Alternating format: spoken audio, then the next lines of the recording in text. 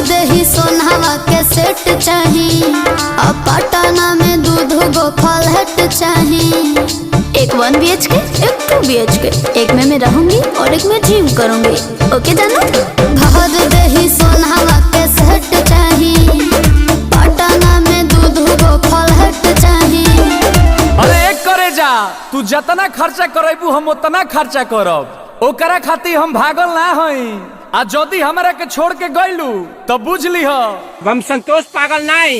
बना बुझे ज्यादा तू चिराई उड़न बाज हो तो बुझ ली हम हई रंगा बाज हो। बुझ ली हम हई रंगा बाज हो।